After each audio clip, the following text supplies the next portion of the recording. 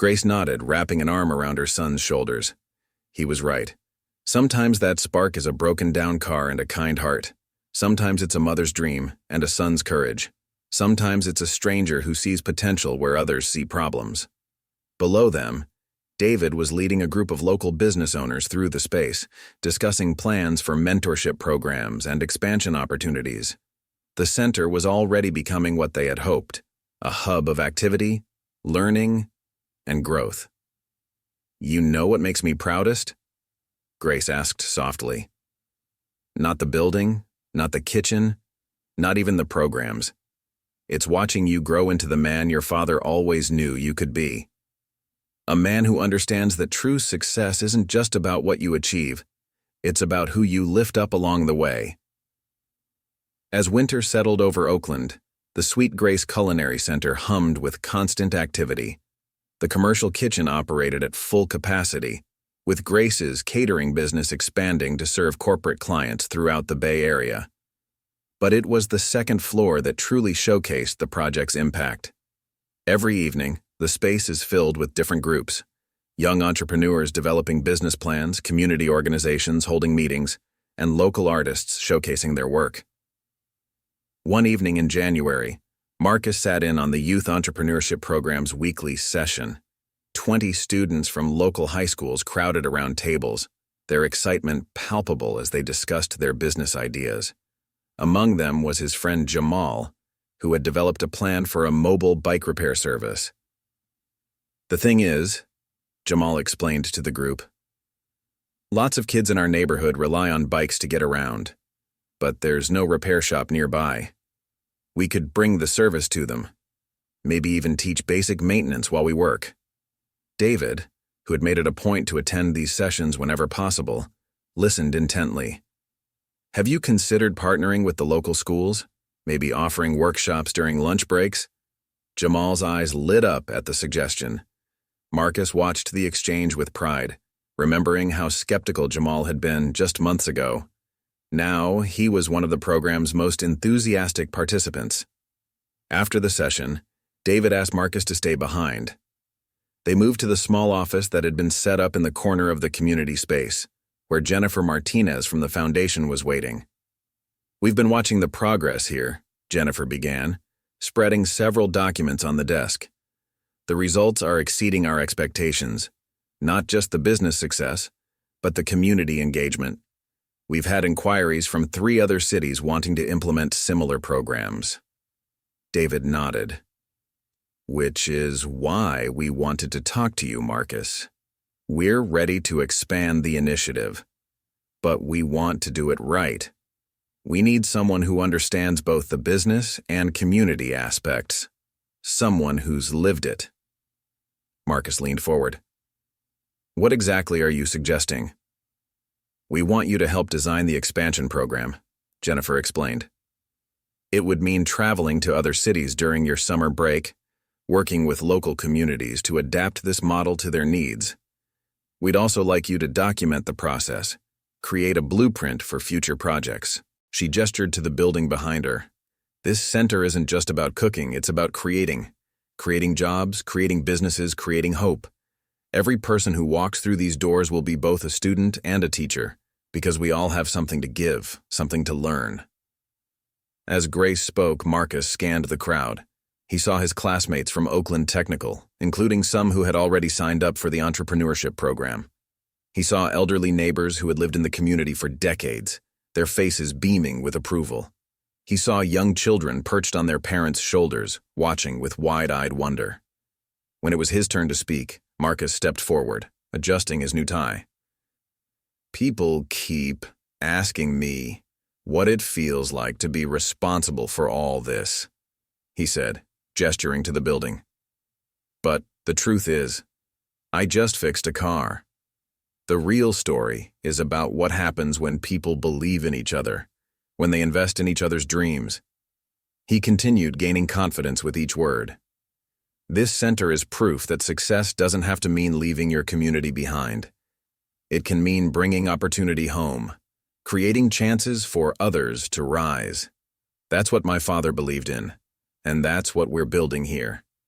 a place where kindness multiplies, where one person's success lifts everyone around them. After the speeches, as the crowd moved inside for tours and celebrations, David pulled Marcus aside. "There's someone I want you to meet," he said, leading him to a group of people in business attire. "This is Jennifer Martinez, the head of our foundation's education initiative.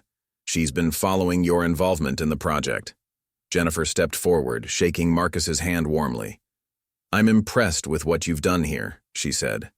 "We're launching similar projects in other cities, and we'd love to have you involved during your college years. Paid internships, mentorship opportunities, a chance to learn how to replicate this model in other communities." Marcus's heart raced at the possibility. "You mean helping other neighborhoods do what we've done here?" Jennifer nodded. "Exactly. Your perspective would be invaluable. You understand both the business side and the community impact. That's rare." Inside the center, the celebration was in full swing. The kitchen staff served samples of Grace's signature dishes, while upstairs, young entrepreneurs pitched their ideas to interested investors. Local artists performed in one corner while children participated in a cooking demonstration in another. Grace found Marcus watching it all from the second-floor balcony.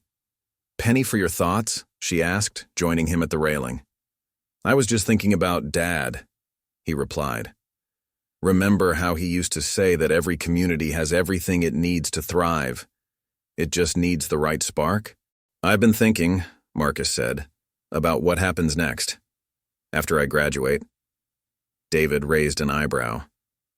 "Berkeley's not far. You can stay involved while you study." Marcus nodded. "That's just it. I want to study urban development and community organizing. I want to learn how to do this right, how to help other neighborhoods grow without losing their soul." A slow smile spread across David's face. "You know, when I stopped here with that broken-down Ferrari, I thought I was just going to miss a meeting. Instead, I found something I'd been looking for my whole career, a way to make change that actually matters." Below them, the streets of East Oakland stretched out in every direction, alive with possibility. The Sweet Grace Culinary Center stood as a beacon of what could be, not just for this neighborhood, but for communities everywhere.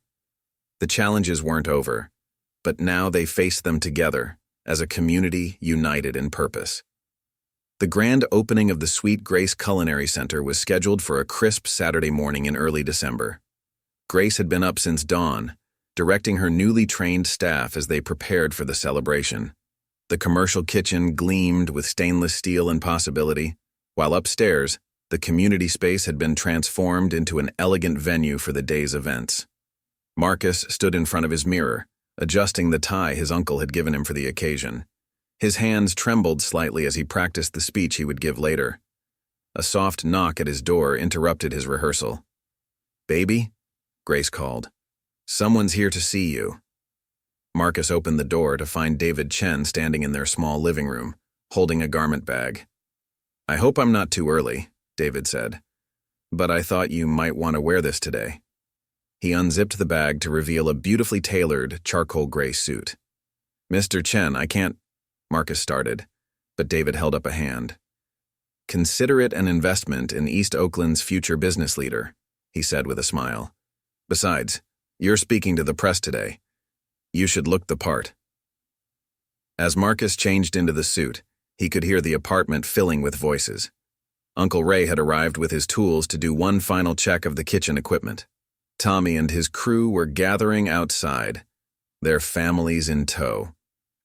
The whole neighborhood seemed to be converging on International Boulevard.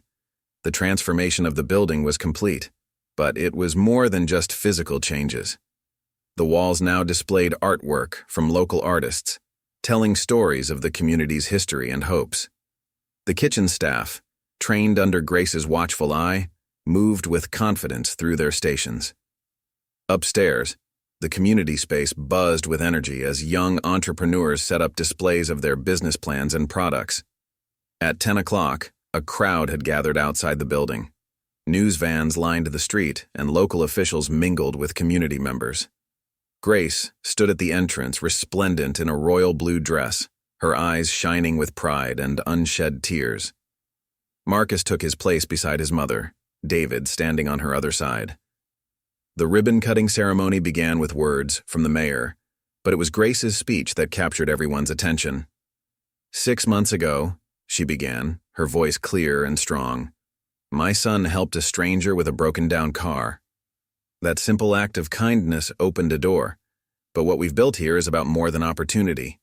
It's about possibility, about showing our young people that they don't have to leave their community to find success. They can build it right here. He pulled up a presentation on his laptop. These are the property protection measures we've been quietly putting in place. Working with local housing rights organizations, we've been helping longtime residents secure rent control protections. We're also establishing a community land trust to ensure affordable housing remains available. Marcus leaned forward, studying the documents. Why didn't we announce this? Because it's not about publicity, David replied. It's about doing what's right.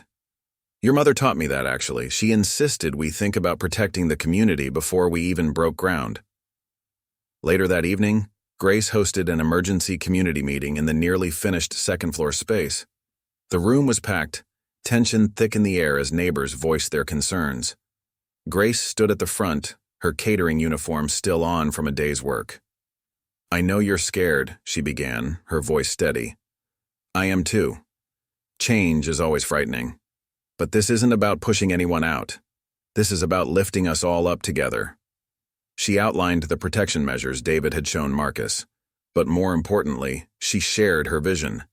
She talked about creating jobs that paid living wages, about teaching marketable skills to local youth, about building economic power within the community rather than depending on outside forces. My late husband used to say that the best way to protect a community is to strengthen it from within, she continued. That's what we're doing here.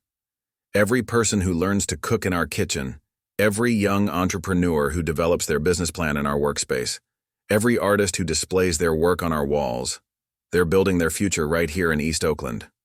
Tommy, the construction contractor, stood up. I've got 15 people working this job, he said.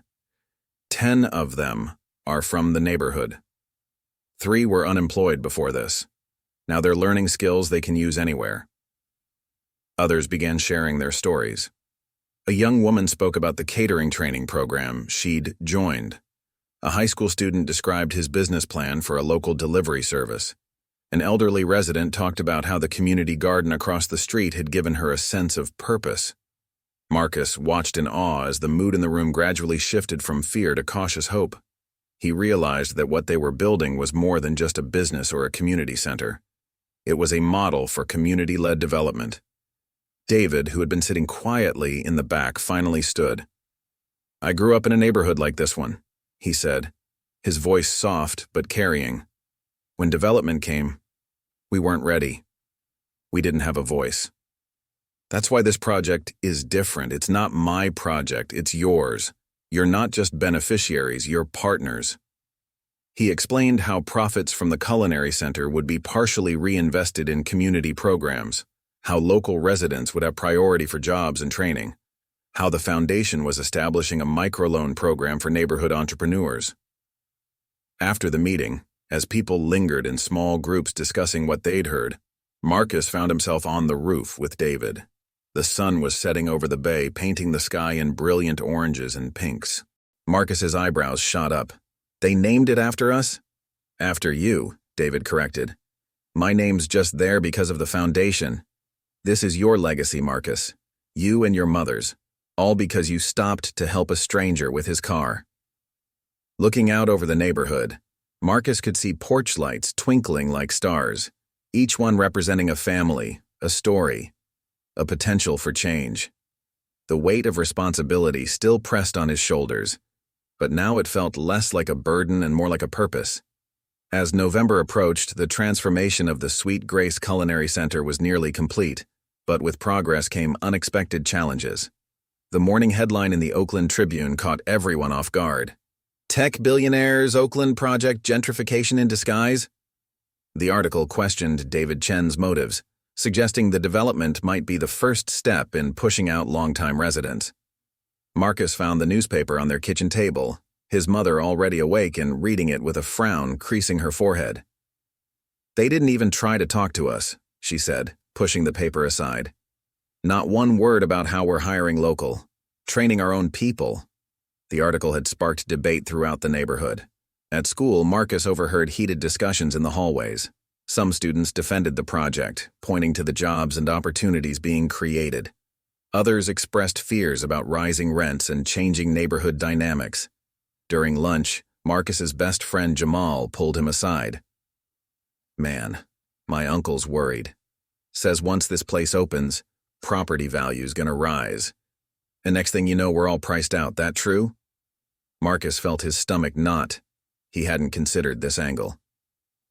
"I need to talk to Mr. Chen," he said finally. That afternoon, instead of heading to the construction site, Marcus went straight to David's office downtown. The receptionist, now familiar with him, buzzed him in immediately. He found David in a meeting with his foundation team, but one look at Marcus's face and David called for a break. "I saw the article," David said once they were alone. "How are you holding up?" Marcus paced the office, the city skyline a backdrop to his anxiety. "Are they right? Are we just making it easier for developers to push people out?"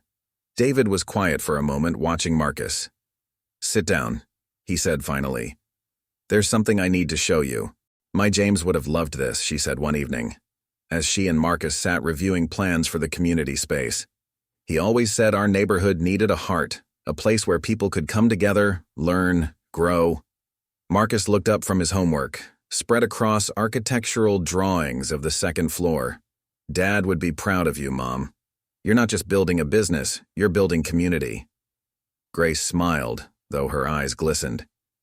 "He'd be proud of you too, baby. More than you know." The scholarship news had spread through Oakland Technical High School, causing a stir among students and teachers alike. Marcus's physics teacher, Mr. Rodriguez, pulled him aside after class one day. "You've started something, Marcus," he said, his voice earnest. "Other students are asking questions about entrepreneurship, about community development. They're seeing possibilities they never considered before."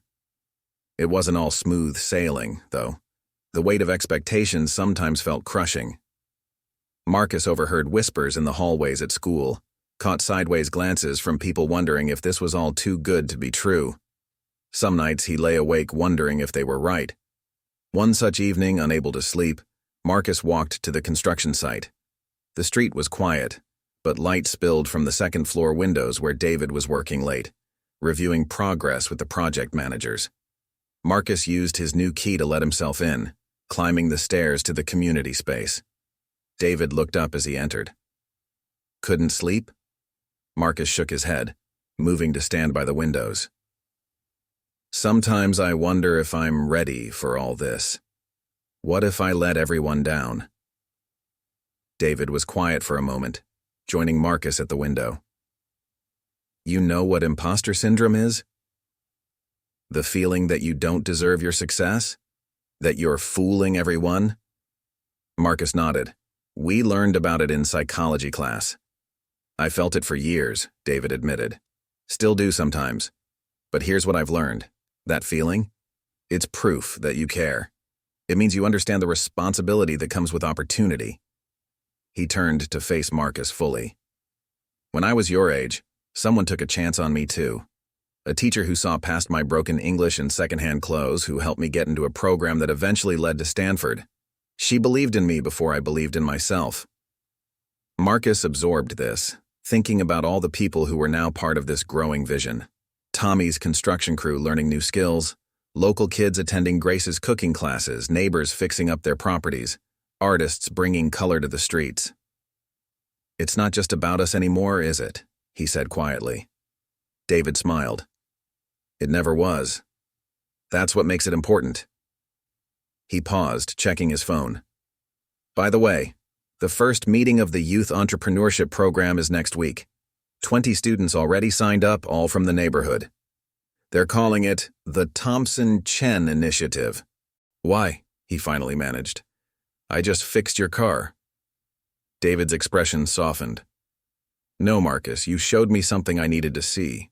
In 15 minutes, you demonstrated more character, intelligence, and community awareness than most people do in a lifetime. You're exactly the kind of person our foundation wants to invest in. Grace cleared her throat, her voice thick with emotion. My son, he's always been special. Even as a little boy, he thought about others first, just like his father. David moved to stand on Marcus's other side, all three of them now looking out over the neighborhood. This is just the beginning, he said quietly. What we're building here, it's bigger than a catering business or a scholarship. It's about showing people that success doesn't have to mean leaving your community behind. Sometimes, it means bringing opportunity home. Through the dusty window, Marcus could see students walking home from Saturday programs, elderly neighbors tending their small gardens, children playing basketball in a driveway. Soon they'd be looking up at a building full of life and possibility instead of another empty storefront. The thought filled him with a mix of excitement and responsibility. This wasn't just about him anymore. It was about all of them. The transformation of the old restaurant building began on a Monday morning in early October. The sound of construction equipment filled the air as Tommy's crew got to work, their vehicles lining International Boulevard. Local residents paused on their way to work or school, watching with curiosity as boards came down and scaffolding went up. By midday, a large banner hung across the front of the building. Coming soon, Sweet Grace Culinary Center and Community Space. Marcus spent every free moment at the site after school, watching the renovation take shape. Tommy had hired several young people from the neighborhood as apprentices, teaching them the construction trade as they worked. The constant activity drew attention, and soon the sidewalk became a gathering place for community members curious about the changes happening in their neighborhood. You see that kid up there? An elderly woman asked her grandson as they walked past. She pointed to Marcus, who was helping unload supplies from a truck. That's Grace Thompson's boy. He's the reason all this is happening. Word spread quickly through the neighborhood about how a simple act of kindness had led to this investment in their community. Some were skeptical, having seen promises of development come and go before. Others were cautiously optimistic, especially after learning that local businesses and workers were being prioritized in the renovation. One afternoon, as Marcus helped sort through equipment deliveries for the kitchen, David Chen arrived unexpectedly. He'd traded his usual business attire for jeans and a casual shirt, blending in more with the workers on site. "How's it feeling?" David asked, surveying the progress. Marcus wiped sweat from his forehead. "Honestly, a little overwhelming. Everyone's watching, waiting to see if this is really going to work." David nodded thoughtfully. "That's normal. Change makes people nervous, especially when they've been disappointed before. But you know what I've noticed?" He gestured toward the street, where several local business owners had gathered, discussing the activity. "They're starting to believe." He wasn't wrong. Already, signs of change were rippling through the neighborhood. The owner of the convenience store next door had repainted his storefront. The vacant lot across the street was being cleared for a community garden, inspired by the transformation taking place. Even the graffiti that usually appeared on walls overnight was being replaced by colorful murals, as local artists seized the opportunity to be part of the change. Grace, meanwhile, had thrown herself into planning. The commercial kitchen was taking shape, with state-of-the-art equipment being installed under her watchful eye. But it was the community aspects that truly energized her. She'd begun organizing cooking classes for local youth, teaching them not just culinary skills, but business basics as well. "The neighborhood needs this," she said finally, turning to face David. "Not just the business, but the hope it represents. Kids walk past here every day, seeing nothing but another empty building. Imagine if instead they saw something growing, thriving." David nodded, a small smile playing at his lips. "That's exactly what we're hoping for, Mrs. Thompson. But there's something else I'd like to show you." He led them through a door at the back of the main space, up a narrow staircase to a second floor. The space above was huge, with tall windows letting in streams of natural light. Dust motes danced in the sunbeams, and pigeons cooed somewhere in the rafters. "This could be the community center," David explained, his voice echoing slightly. "Space for the youth entrepreneurship program, business classes, community meetings. A place where ideas can grow." Marcus walked to one of the windows, wiping away years of dust with his sleeve. The view stretched down International Boulevard past the mix of small businesses, churches, and homes that made up their neighborhood. From up here, he could see the whole tapestry of East Oakland, its challenges and its beauty, its struggles and its resilience. "We'd need to hire local," Grace said, her business mind already working. "Contractors, suppliers, staff, as much as possible, the money should stay in the community." David's smile widened. "I was hoping you'd say that. I've already reached out to some local construction companies, including," he turned to Marcus, "your uncle's friend Tommy's contracting business." Marcus spun around, surprised. "You know about Tommy?" "I make it my business to know about potential partners," David replied. "Tommy's company has a solid reputation, and he's been trying to break into larger commercial projects. This could be his chance, too." Grace moved to stand beside her son at the window. "When can we start?" "The paperwork's ready," David said, pulling out his phone. "I can have the contracts sent over today. But first, there's something else we need to discuss." He paused, looking directly at Marcus. "The scholarship." Marcus's heart skipped a beat. "Scholarship?" David nodded. "Part of our foundation's commitment includes a full college scholarship. You're already on track for UC Berkeley with your grades. This would ensure you can focus on your studies without worrying about finances." Grace's hand found Marcus's shoulder, squeezing tight. Marcus stood frozen, his mind racing. College had always been the plan, but the how of it had kept him up at night. Between student loans and part-time jobs, he'd been preparing for years of financial struggle. "Your reviews are exceptional, Mrs. Thompson. Your clients rave about your food, your service, your attention to detail. Yet you're limited by your kitchen space, your equipment, your marketing reach." He set the tablet down. "I've also learned about your son's academic achievements, his work at his uncle's shop, his involvement in community tutoring." Marcus felt his mother's hand tighten around his. "Mr. Chen," she said carefully, "what exactly are you suggesting?" David leaned forward, his eyes intense. "I'm suggesting a partnership. My company has a foundation that invests in community development and education. We're looking to expand our presence in East Oakland, and I believe you and Marcus could be key to that expansion." He stood, walking to his desk and returning with a folder. "We want to help you expand Sweet Grace Catering with proper equipment, a commercial kitchen space, and business development support. In return, we'd like you to consider partnering with our youth entrepreneurship program. Your story, both of your stories, could inspire others in the community." Grace's free hand flew to her mouth. Marcus sat frozen, trying to process what he was hearing. David continued, his voice gentle but firm. "This isn't charity, Mrs. Thompson. This is an investment.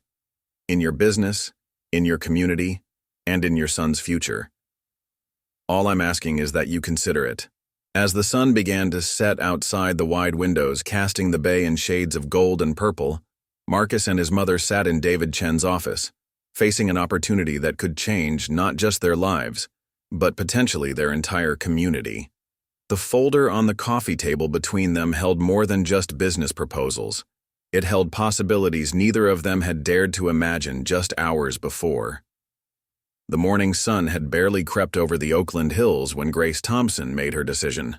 She sat at their small kitchen table, her Bible open before her, a cup of coffee growing cold at her elbow. She'd spent most of the night in prayer, wrestling with questions of pride, responsibility, and purpose. When Marcus emerged from his room, backpack slung over one shoulder, he found her already dressed for the day, phone in hand. "Mom?" he asked, pausing in the doorway. Grace looked up, her eyes clear and determined. "I'm calling Mr. Chen's office. If we're going to do this, we're going to do it right." Marcus's face broke into a wide smile, but before he could speak, Grace held up a finger. But we're doing this as a family, Marcus. This isn't just about business, it's about legacy. Your father's legacy, our community's future. You understand what that means? Marcus nodded solemnly. Yes, ma'am. The next few days passed in a whirlwind of activity. David Chen's team moved with surprising speed, setting up meetings with contractors, equipment suppliers, and business consultants. Grace insisted on holding these meetings in their apartment or at local restaurants, wanting potential partners to see and understand the community they'd be working with. On a warm Saturday morning, Marcus found himself standing with his mother and David Chen outside a vacant storefront on International Boulevard. The building, once a popular local restaurant, had stood empty for nearly 2 years. Its large windows were dusty, and its sign hung crooked. But even through the grime, Marcus could see its potential. It needs work, David acknowledged, running a hand along the weathered doorframe. But the bones are good.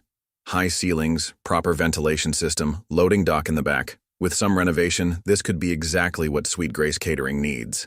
Grace walked the space slowly, her footsteps echoing on the tile floor. Her fingers traced the outline of where industrial stoves would go, her eyes mapping out prep stations and storage areas. For a moment, she looked just like she did in their small kitchen at home, completely in her element, seeing possibilities where others might see problems. After getting his mother's permission via text, she seemed as bewildered as he was, Marcus agreed. The rest of the school day passed in a blur of anticipation and nervous energy. By the time he reached his uncle's shop, his palms were sweating. Uncle Ray looked up from the Honda he was working on as Marcus entered. "You okay, nephew? You look like you've seen a ghost." Before Marcus could respond, a sleek black Tesla Model S pulled up outside the shop. A professional driver in a dark suit stepped out, opening the rear door expectantly. "That's my ride," Marcus said, still not quite believing it himself. "I'll explain later, Uncle Ray." The drive through Oakland was surreal. Marcus watched familiar streets pass by through tinted windows, the leather seat cool against his back. They picked up his mother from her catering job at a local church, her expression a mixture of confusion and protective concern as she slid into the seat beside him. "Baby, what's going on?" she whispered, smoothing her catering uniform self-consciously. Marcus squeezed her hand. "Remember that car I helped fix? Turns out the owner wants to talk to us." The Tesla wound its way through increasingly upscale neighborhoods before finally pulling into the parking garage of a gleaming office building in downtown Oakland. The driver led them to a private elevator, which whisked them to the top floor. The doors opened directly into a reception area where modern art adorned the walls and a fountain created gentle background noise. The same professional voice that had called Marcus now came from behind a curved desk. "Mr. Thompson, Mrs. Thompson, Mr. Chen will see you now." They were led into a corner office with floor-to-ceiling windows overlooking the bay. David stood as they entered, his manner warm but businesslike. He'd traded the suit for designer jeans and a casual blazer, but his presence was no less commanding. "Marcus, Mrs. Thompson, thank you for coming," he said, gesturing to a comfortable seating area.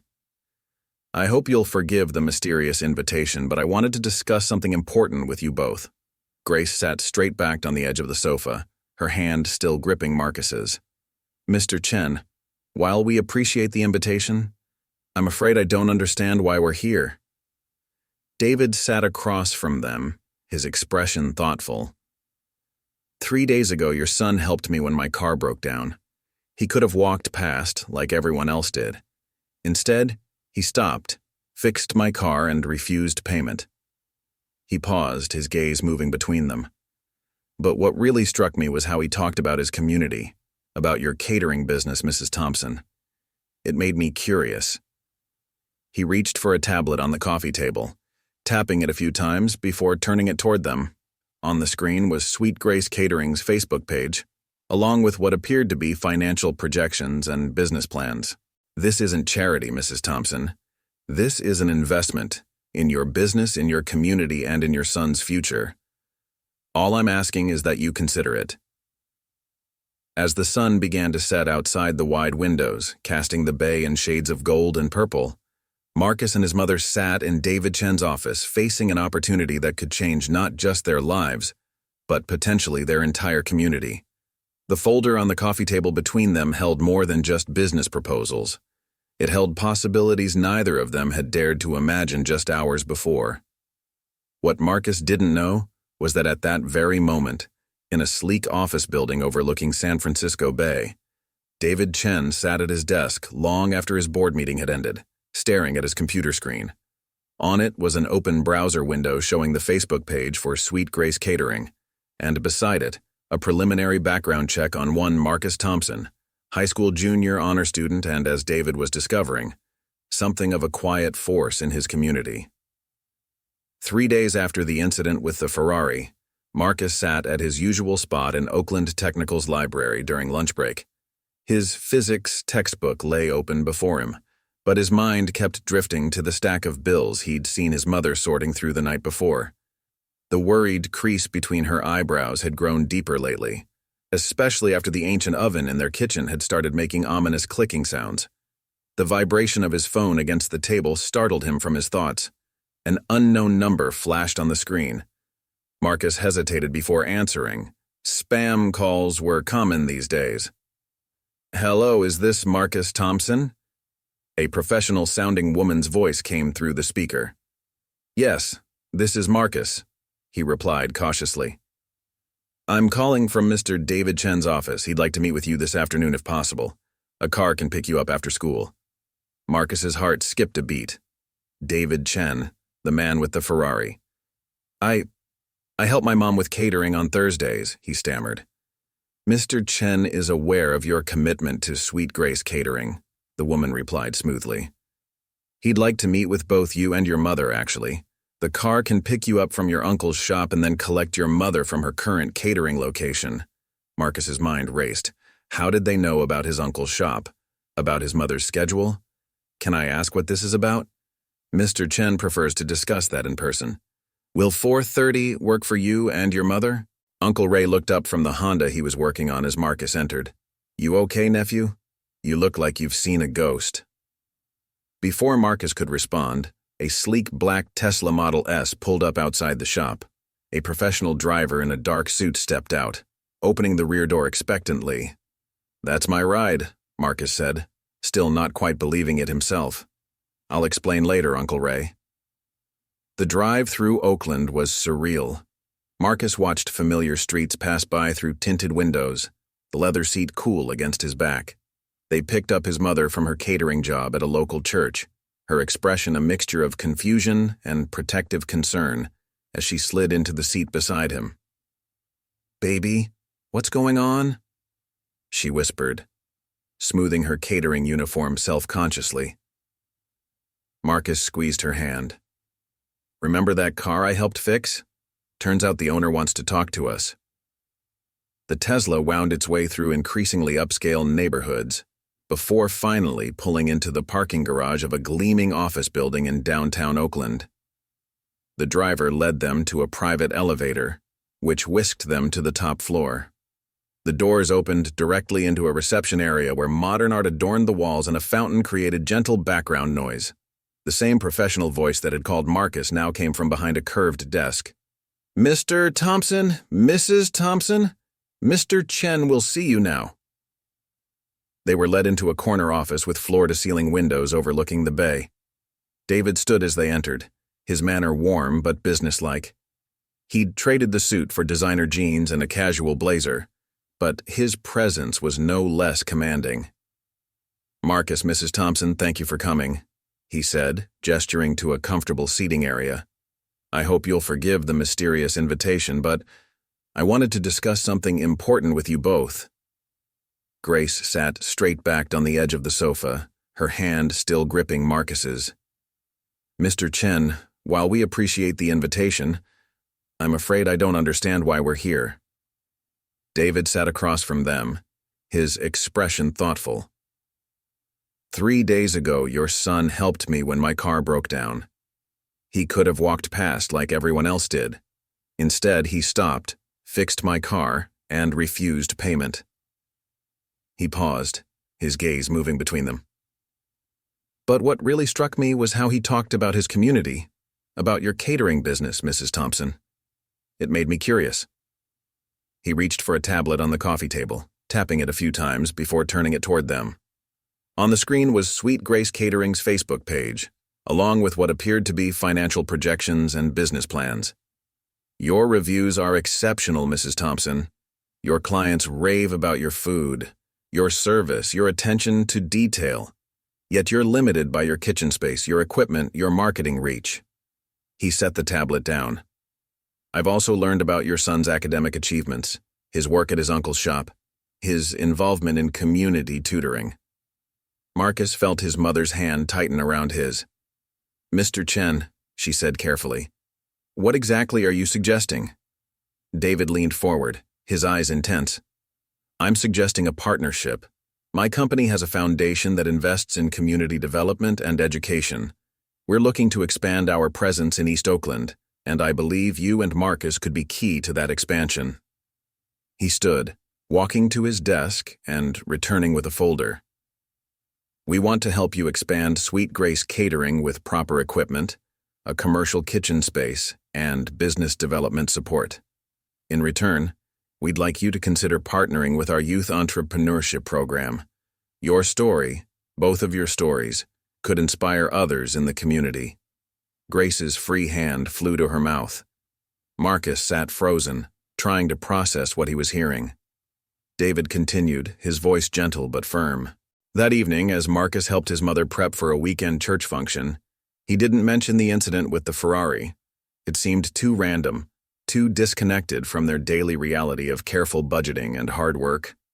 In their small kitchen, where the ancient oven ran a little hot and the refrigerator hummed too loudly, his mother Grace moved with the confidence of someone who knew every inch of her domain. Her hands expertly shaped dinner rolls while Marcus chopped vegetables, their movements synchronized by years of working together. You're quiet tonight, Grace observed, glancing at her son. Everything okay at school? Marcus nodded, focusing on maintaining even cuts with the knife. Yeah, just thinking about stuff. Mom, do you ever wonder what it would be like if things were different? If we had more opportunities? Grace's hands stilled for a moment, flour dusting her dark skin like stars. Sometimes, she admitted. But then I remember that we've got something money can't buy. We've got community, family, love. That's worth more than any fancy kitchen or expensive car.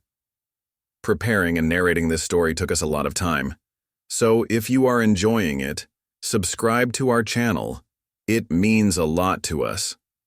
Now back to the story. Marcus thought about David in his Ferrari, about the lonely echo of his voice when he mentioned his company. Maybe his mother had a point. Still, as he looked around their modest kitchen at the stack of unpaid bills by the phone and the patch job on the ceiling where it had leaked last winter, he couldn't help but wonder if there wasn't room for both, for community and opportunity, for love and success. Part 3. An unexpected return. 3 days after the incident with the Ferrari, Marcus sat at his usual spot in Oakland Technical's library during lunch break. His physics textbook lay open before him, but his mind kept drifting to the stack of bills he'd seen his mother sorting through the night before. The worried crease between her eyebrows had grown deeper lately, especially after the ancient oven in their kitchen had started making ominous clicking sounds. The vibration of his phone against the table startled him from his thoughts. An unknown number flashed on the screen. Marcus hesitated before answering. Spam calls were common these days. Hello, is this Marcus Thompson? A professional-sounding woman's voice came through the speaker.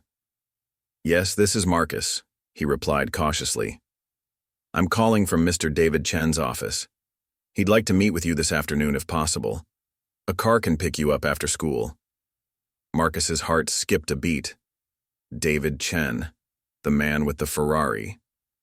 I help my mom with catering on Thursdays, he stammered. Mr. Chen is aware of your commitment to Sweet Grace Catering, the woman replied smoothly. He'd like to meet with both you and your mother, actually. The car can pick you up from your uncle's shop and then collect your mother from her current catering location. Marcus's mind raced. How did they know about his uncle's shop? About his mother's schedule? Can I ask what this is about? Mr. Chen prefers to discuss that in person. Will 4:30 work for you and your mother? After getting his mother's permission via text, she seemed as bewildered as he was. Marcus agreed. The rest of the school day passed in a blur of anticipation and nervous energy. By the time he reached his uncle's shop, his palms were sweating. You mentioned your uncle's shop, David said, breaking another stretch of silence.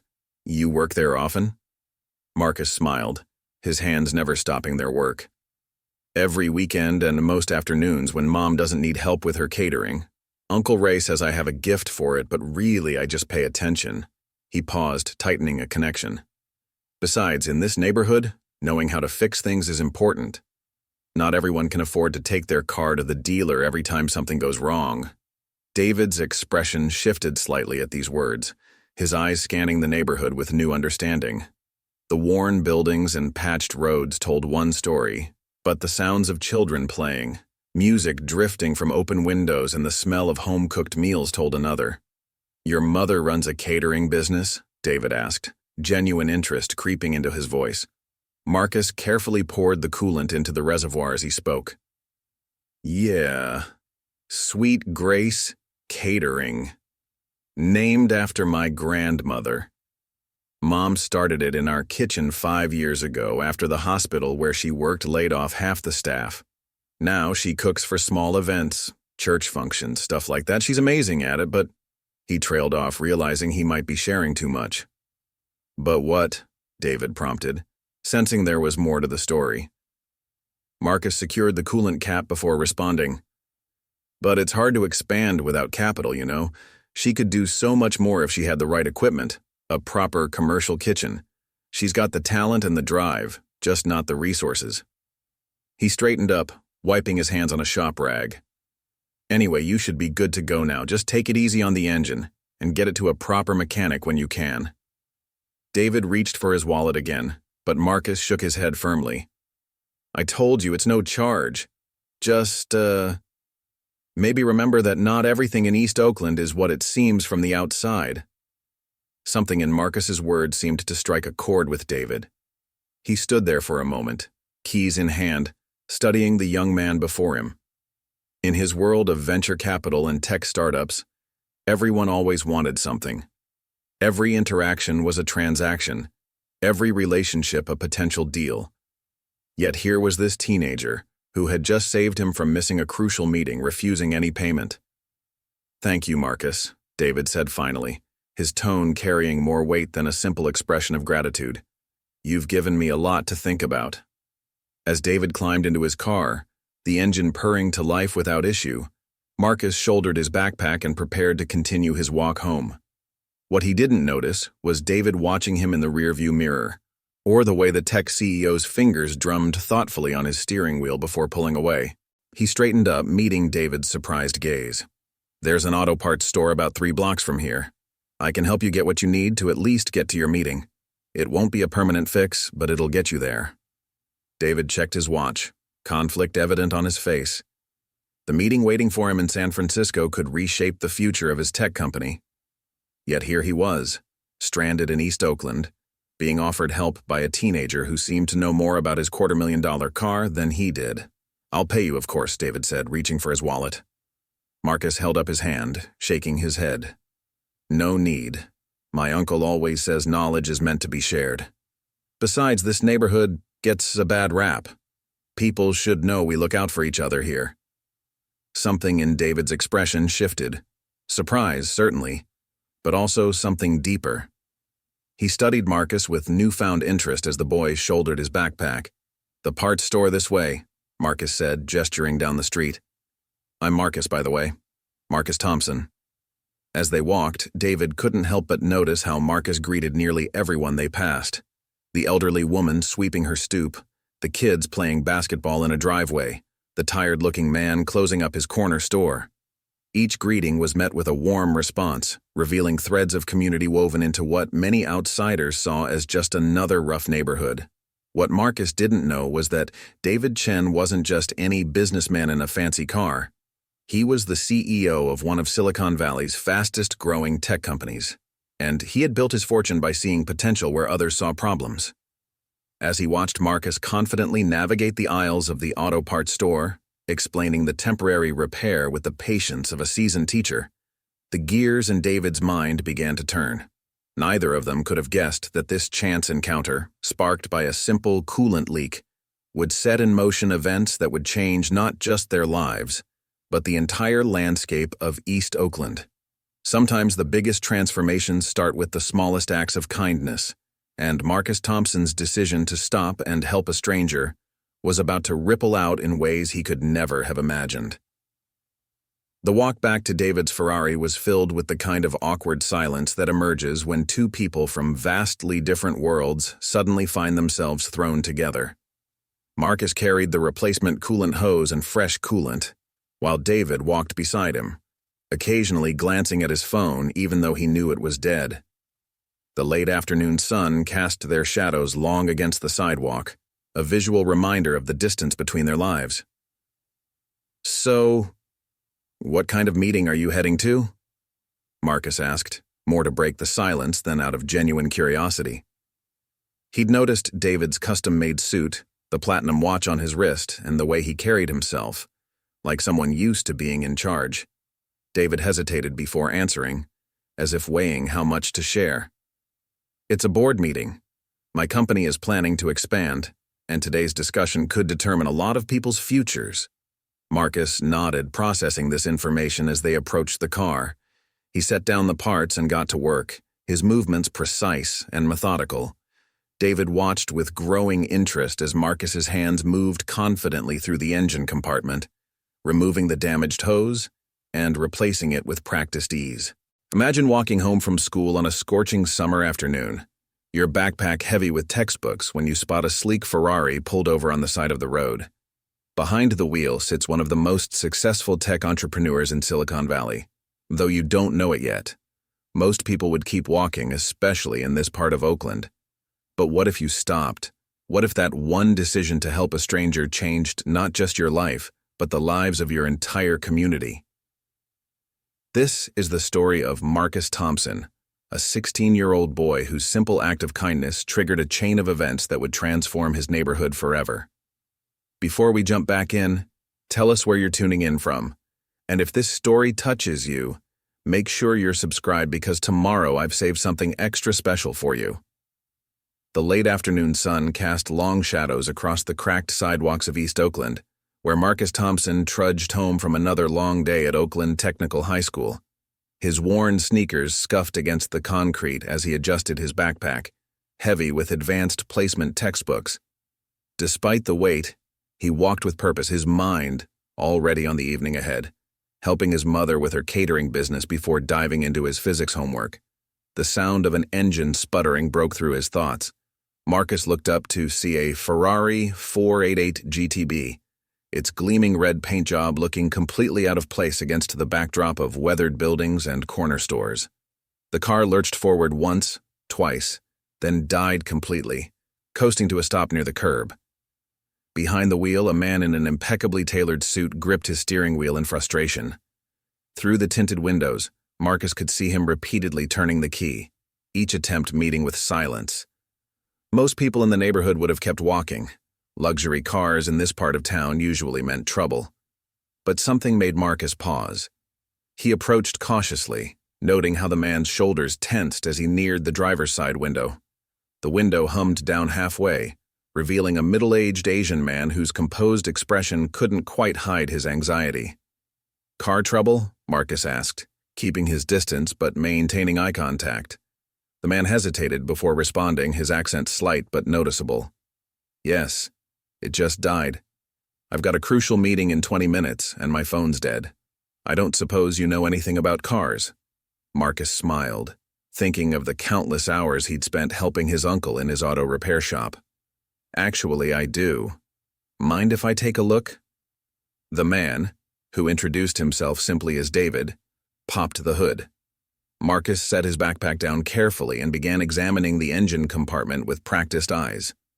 The sweet smell of coolant caught his attention immediately. "When's the last time you checked your coolant level?" Marcus asked, already suspecting the answer. David's blank expression said it all. "I usually have someone who handles maintenance." Marcus nodded, pulling a small flashlight from his backpack, a habit from working at his uncle's shop. "Your coolant is completely drained, looks like a cracked hose. The engine probably shut down to prevent overheating." Marcus's mind raced with the possibilities, but also the responsibilities. "I'd need to talk to my mom," he said finally, "and I don't want it to interfere with my college preparations." "Of course," David agreed. "Berkeley's still the priority. Think of this as practical experience for your urban development studies. Plus," he added with a smile, "it pays well." Later that night, Marcus found his mother in their apartment, reviewing applications for the center's new training program. The kitchen table was covered with papers, each representing someone's hope for a better future. "Mom," he started, sitting across from her, "remember how Dad always talked about creating ripples of change?" Grace looked up, recognizing the tone in her son's voice. "What's on your mind, baby?" Marcus explained the foundation's proposal. As he spoke, he watched his mother's expression shift from concern to thoughtful consideration. "Other communities could benefit from what we've learned here," he finished, "but I won't do it if you think it's too much."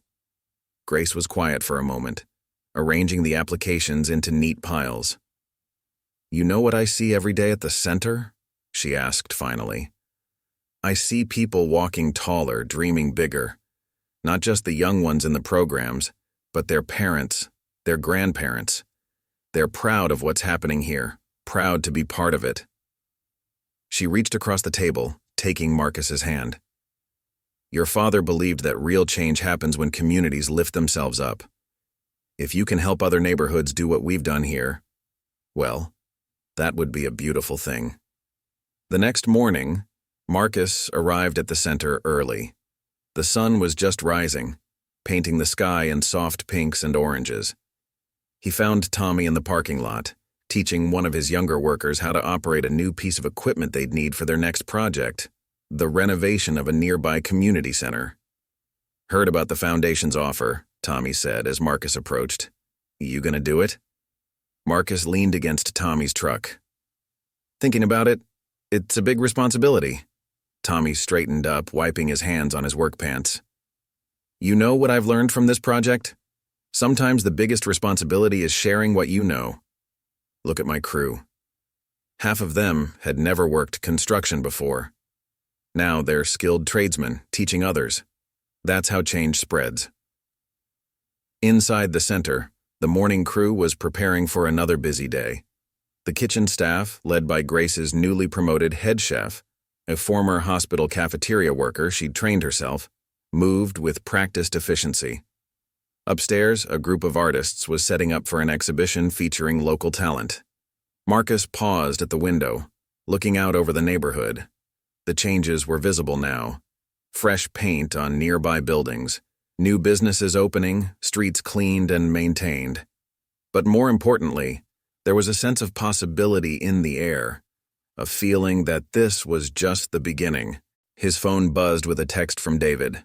"Ready to create some more ripples?" Marcus smiled, typing his response. "Yes. Let's show other communities what's possible when people believe in each other." Below him, the morning traffic began to pick up on International Boulevard. Parents walked their children to school, small business owners unlocked their shops, and the city began another day. But now, thanks to one simple act of kindness and its ever-expanding ripples, it was a day full of new possibilities for everyone. Spring brought more than just new growth to East Oakland. As cherry blossoms bloomed along International Boulevard, Marcus found himself preparing for his first official presentation as a consultant for the Chen Foundation. The community center's main hall was filled with visitors from Detroit, Chicago, and Atlanta, community leaders hoping to replicate the success of the Sweet Grace model in their own neighborhoods. Grace watched from the back of the room as her son, now 18 and standing tall in the suit David had given him, addressed the gathering. His voice carried the confidence of someone who had lived the story he was telling. "The success we're seeing here isn't about the building," Marcus explained, gesturing to the space around them. "It's about understanding that every community has its own strengths, its own dreams. Our job isn't to impose a solution, it's to help people unlock the potential that's already there." The visitors nodded, taking notes and shooting videos on their phones. Among them was Reverend James Carter from Detroit, whose church served a neighborhood similar to East Oakland. After Marcus's presentation, the Reverend approached him.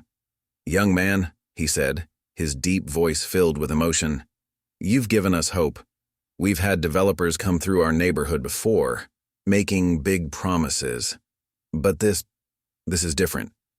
This is about empowerment." David, who had been observing quietly from the side, stepped forward. "That's exactly why we wanted Marcus involved in the expansion. He understands that true change comes from within the community."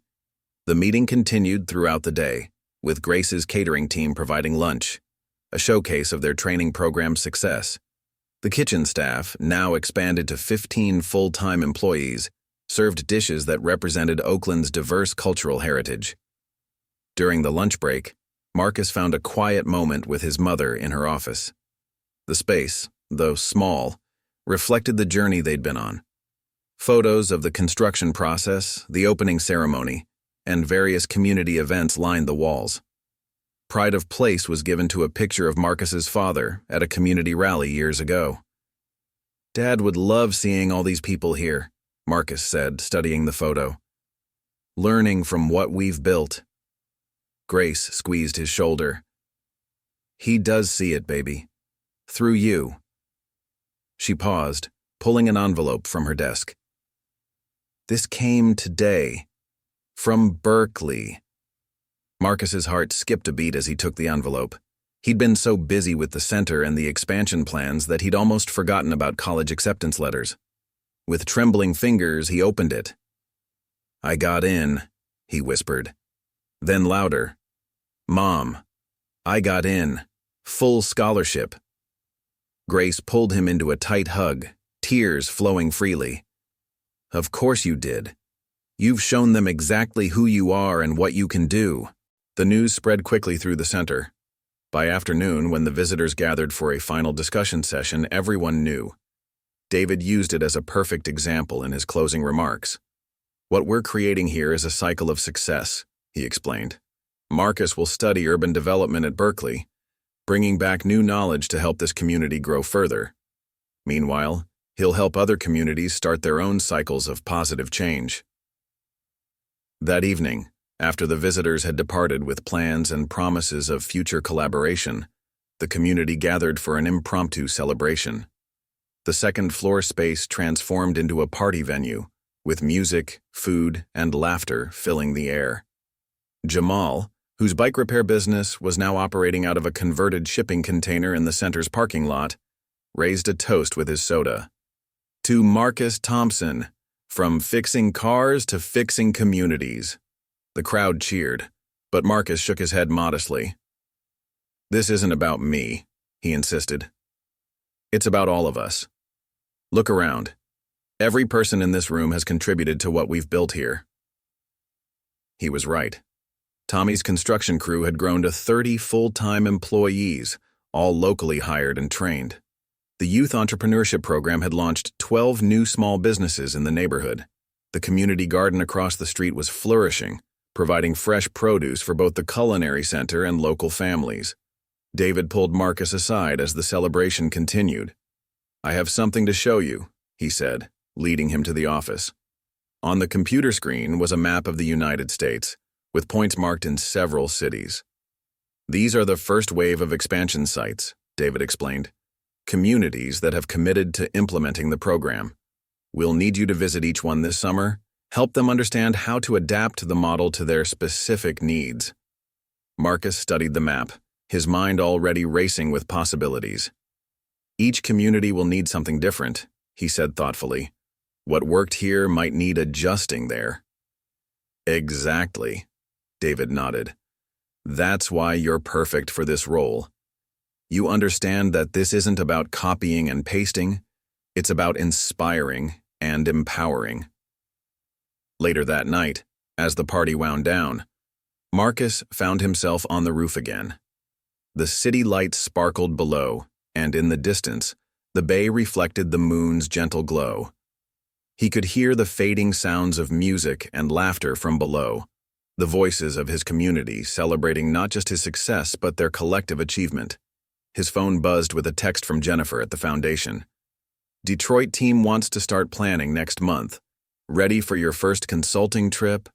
Marcus smiled, typing back, "Ready. Let's help them build something amazing." The night breeze carried the scent of blooming flowers and possibility. 6 months ago, he'd been a high school student helping a stranger with a broken-down car. Now he was preparing to help communities across the country create their own transformations. But more importantly, he understood that success wasn't about leaving your roots behind. It was about growing strong enough to help others bloom where they were planted. The Detroit summer air was thick with humidity as Marcus stood before a gathering of community leaders in a church basement. 6 months after his first presentation in Oakland, he'd grown comfortable with these meetings, but this one felt different. The eyes watching him belonged to people who reminded him of his own community, mothers hoping for better opportunities for their children, young people dreaming of starting businesses, elders wanting to preserve their neighborhood's soul. "When I first helped Mr. Chen with his car," Marcus explained, his voice carrying to the back of the room, "I had no idea it would lead to this, but that's how change often happens. Not through grand gestures, but through simple acts of kindness that ripple outward." In the audience, a teenage girl raised her hand. "But what if nobody believes in our neighborhood? What if they've already written us off?" Marcus smiled, remembering his own doubts months ago. "That's exactly why we're here. Change doesn't always come from outside. Sometimes it starts with us believing in ourselves first." After the meeting, Reverend Carter pulled Marcus aside. "You've got a gift, son. These young people see themselves in you. You're not just sharing a business model, you're sharing hope." Back in his hotel room that evening, Marcus FaceTimed with his mother.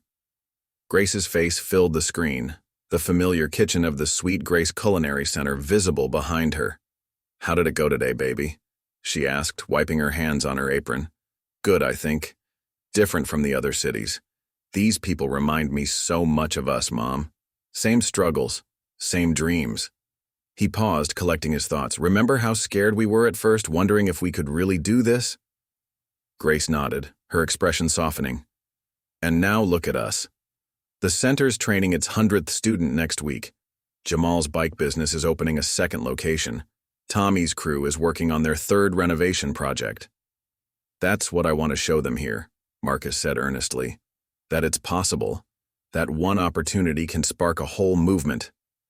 His phone buzzed with a text from David. "Check your email. News from Oakland." Marcus quickly opened his laptop, clicking on the new message. It contained a link to an article in the San Francisco Chronicle. "East Oakland Renaissance. How one community center is transforming lives." The piece detailed the economic impact of the Sweet Grace Center. Jobs created, businesses launched, property values stabilized rather than gentrified, crime rates decreased in the surrounding blocks. But it was the personal stories that caught Marcus's attention. The article featured interviews with program participants, a former gang member who now ran a successful food truck, a single mother who'd started a childcare cooperative, teenagers who'd found purpose in the youth entrepreneurship program. Marcus read excerpts to his mother, both of them fighting back tears. "This is Dad's legacy too," he said softly. "Everything he believed about community power, about lifting each other up. It's all happening." Grace wiped her eyes. "He would be so proud of you, Marcus. Not just for what you've achieved, but for how you're helping others achieve their dreams too." The next morning, Marcus met with the Detroit Planning Committee. The church basement had been transformed into a workshop space, with maps and planning documents covering the walls. Local residents had brought photos of potential buildings for their center, each one holding its own history and possibility. "The key," Marcus explained, pointing to different sites, is finding a location that's both physically and emotionally significant to the community. In Oakland, our building had been a gathering place before it fell into disuse. Bringing it back to life meant something to people. A young man, probably no older than Marcus, spoke up. "There's this old recreation center on Junction Street. Used to be the heart of the neighborhood before budget cuts shut it down. Kids still play basketball in the parking lot." Marcus nodded encouragingly. "Tell me more about it." As the young man described the building's history and its potential, Marcus saw the same spark he'd felt months ago when planning the Oakland Center. Other committee members began chiming in with ideas: a commercial kitchen that could serve as a business incubator, classroom spaces for job training, a rooftop garden. During a break, Marcus stepped outside for some air. The Detroit street reminded him of International Boulevard, not in its specific features, but in its underlying spirit. Children played double dutch on the sidewalk while elders watched from their porches. Small businesses, some thriving and others struggling, lined the street. His phone rang. It was David. "How's Detroit looking?" "They're ready," Marcus replied without hesitation. "They've got the vision, the commitment. They just need the spark." "Like you were that spark in Oakland?" Marcus laughed softly. "No, like you were the spark for me. Sometimes people just need someone to believe in them first."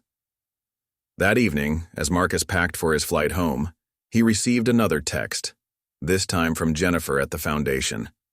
It included a photo taken at the Sweet Grace Center that afternoon, a group of visiting high school students from Chicago touring the facility, their faces bright with possibility. The caption read, "Your ripples are spreading." These students want to start something similar in their neighborhood. Ready for your next stop? Marcus looked out his hotel window at the Detroit skyline. In 2 days, he'd be back in Oakland helping his mother with the center's expanding programs while preparing for his first semester at Berkeley. But now, he carried with him the knowledge that what they'd built wasn't just about one neighborhood or one community. It was about showing people everywhere that change was possible, that kindness could multiply, that believing in others could transform not just lives, but entire communities. 1 year to the day after Marcus, where it first helped David Chen with his broken-down Ferrari, the Sweet Grace Culinary Center hosted a special anniversary celebration. The event coincided with Marcus's last week before starting at Berkeley, and the community had gathered to celebrate both milestones. The center had exceeded everyone's expectations. The commercial kitchen now operated around the clock, training aspiring chefs while supporting a thriving catering business. The second floor buzzed with activity as various community programs flourished, but it was the impact beyond the building's walls that truly showcased the transformation. International Boulevard had come alive with new businesses, many started by graduates of the center's programs. Jamal's bike repair service had expanded to 3 locations, employing local youth and offering free maintenance workshops. Tommy's construction company had grown into one of Oakland's most respected firms, known for their commitment to community hiring and apprenticeship programs. The celebration filled both floors of the center. Downstairs, Grace's culinary students served gourmet appetizers to guests, while upstairs, successful program participants shared their stories. The walls displayed before and after photos of the neighborhood, alongside maps showing similar centers now under development in 5 other cities. David Chen stood at the podium, addressing the gathered crowd. "1 year ago, a young man helped me with a broken-down car. He could have walked past, he could have asked for payment. Instead, he showed me something I'd been missing in my business career, the power of simple kindness." He gestured to Marcus, who sat between his mother and Uncle Ray. But what Marcus Thompson gave our community wasn't just kindness. He showed us that success doesn't have to mean leaving your roots behind. Sometimes, the greatest success comes from helping others grow. Grace took the stage next, her voice strong with emotion. "When my late husband James talked about community power, this is what he meant. Not just one person succeeding, but all of us lifting each other up. Today, we're not just celebrating a building or a program. We're celebrating what happens when people believe in each other, As if to emphasize her point, the latest statistics flashed on the screen behind her. Over 200 jobs created, 45 new small businesses launched, crime rates down 30% in the surrounding area, and property values stabilized without displacement thanks to the community protection measures they'd put in place. When it was Marcus's turn to speak, he walked to the podium carrying a small box. "A year ago, I helped fix a car because that's what my parents taught me, that we all have a responsibility to help others when we can. I didn't know that simple act would change so many lives, including my own." He opened the box and pulled out a wrench, the same one he'd used to help David that day. This wrench didn't just fix a car, it helped build a bridge between two worlds. It taught us that every tool can be an instrument of change when used with purpose and compassion. Marcus looked out at the faces before him, his mother beaming with pride, David nodding in appreciation, community members who had become like family. "As I head to Berkeley next week, people keep asking if I'm ready to move on to bigger things. But the truth is, there's nothing bigger than this, than watching your community come together, grow stronger, lift each other up." He gestured to a group of teenagers seated near the front, participants in the latest youth entrepreneurship cohort. "The real success story isn't about me or even about this center. It's about what happens next. It's about these young people who now know they can make a difference. It's about the centers being built in Detroit, Chicago, and Atlanta. It's about showing the world that every community has the power to transform itself. Sometimes, it just needs a spark." After the speeches, as people mingled and celebrated, David found Marcus on the roof, their favorite spot for important conversations. The sun was setting over the bay, painting the sky in brilliant colors. "Ready for Berkeley?" David asked, joining him at the railing. Marcus nodded. "Ready for whatever comes next, the Foundation's expansion plans, my studies, helping other communities." He paused, looking out over the neighborhood he'd helped transform. "You know what I've learned this year? That success isn't about what you get, it's about what you give back." David smiled. "That's exactly why we're expanding the program. Your story, this center, it's proving that community development doesn't have to mean community displacement. It's showing that real change comes from within." Below them, the sounds of celebration drifted up. Music, laughter, the buzz of dreams being shared and plans being made. And the street was alive with possibility, lights twinkling in windows that had been dark a year ago. Grace joined them on the roof, wrapping an arm around her son's shoulders. "Your father used to say that every act of kindness plants a seed," she said softly. "Look at the garden you've helped grow." Marcus looked at his mother, then at David, then out at the community that had shaped him. In a year, he'd gone from a high school student helping a stranger to someone who was helping transform communities across the country. But more importantly, he'd learned that the greatest journeys often start with the smallest steps, like stopping to help someone in need. "This is just the beginning," he said, his voice full of purpose. "There are so many more seeds to plant." As the celebration continued below, the three of them stood in comfortable silence, watching the sun set on one chapter of their journey and rise on another. The Ferrari breaking down on International Boulevard had seemed like a chance, but perhaps it was something more, a reminder that sometimes the greatest changes start with the simplest acts of kindness, and that success means nothing if it doesn't lift others along the way. The story of Marcus Thompson and the Sweet Grace Culinary Center would be told in many ways over the years, as a business case study, as a model for community development, as an inspiration for other neighborhoods seeking change. But at its heart, it would always be a story about how one young man's decision to help a stranger set in motion a wave of transformation that would touch countless lives, proving that sometimes the smallest acts of kindness can have the biggest impact of all. Up next, you've got two more standout stories right on your screen. If this one hits the mark, you won't want to pass these up. Just click and check them out, and don't forget to subscribe and turn on the notification bell so you don't miss any upload from us.